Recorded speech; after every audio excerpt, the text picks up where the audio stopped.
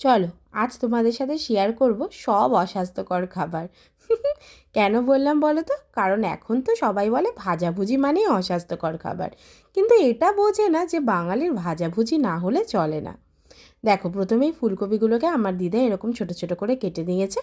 তার মধ্যে আমি নুন, সামান্য হলুদ গুঁড়ো আর লঙ্কার গুঁড়ো দিয়ে কিছুক্ষণ মাখিয়ে রেখেছিলাম। তারপর কড়াইতে তেল গরম হলে একে একে ফুলকপিগুলো ছেড়ে দিয়েছি। আচ্ছা, খেতে তো দারুণ হয়েছিল, সেটা তোমরা বুঝতেই পারছো। আচ্ছা, তোমরা আমাকে জানাবে তোমরা কে কে এই ফুলকপি ভাজা খেতে ভালোবাসো। আমি তো শুধু হলেও খেয়ে নেব। আর রুটি, লুচি বা পরোটার সাথে আর কিছু বললামই না। ভাতের সাথেও কিন্তু দারুণ লাগে, ভাত, ডাল আর এই ফুলকপি ভাজা। আর ওপর থেকে টুইস্টের জন্য দিয়েছিলাম সামান্য পোস্ত। খেতে কিন্তু দারুণ হয়েছিল। এবার কে আসতে চলেছে বলো তো? বাঙালির প্রিয় আলু। দেখো, প্রথমে আলুগুলোকে লম্বা লম্বা সরু সরু করে কেটে নিয়েছি। আর একবারে কড়াইতে গরম তেলে দিয়ে তার ওপর থেকে নুন হলুদ ছড়িয়ে দিয়েছি। আর সাথে সামান্য পোস্ত দিয়ে ভালো করে নাড়িয়ে নিয়েছি। কড়কড়ে করে ভাজতে হবে না, একটু ডাঁঠো লাগবে। কারণ ডাঁঠো যদি থাকে তাহলে মুখে পড়বে, তাহলে পোস্তর স্বাদটা বুঝতে পারবে। বেশি ভাজার দরকার নেই এক্ষেত্রে। আলু ভাজাও কমপ্লিট। এবার কি আসবে পরে বলো তো? বেগুন ভাজা। বেগুনটা কী সুন্দর দেখতে বলো। বেগুনটা ছিল সাদা বেগুন। সেদিন বাজারে গিয়ে হঠাৎ করে এর দিকে চোখ যায়।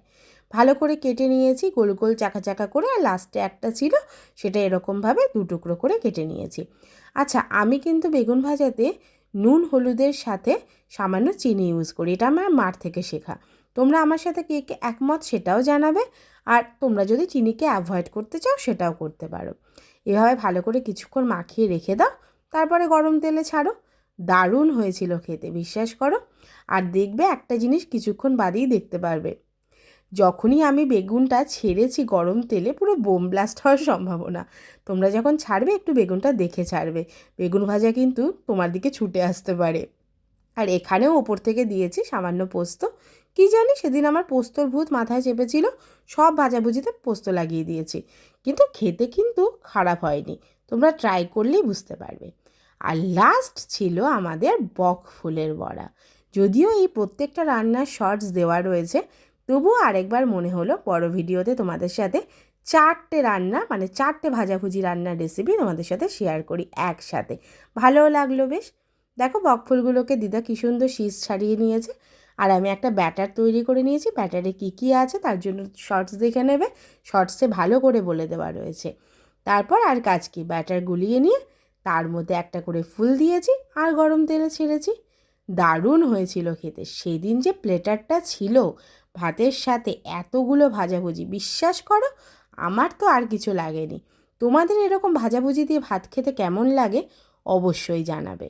দেখো, 2টো ব্যাচ করে ভাজা চলছে। আর এই ভিডিওটা করে দিয়েছিল আমার বর।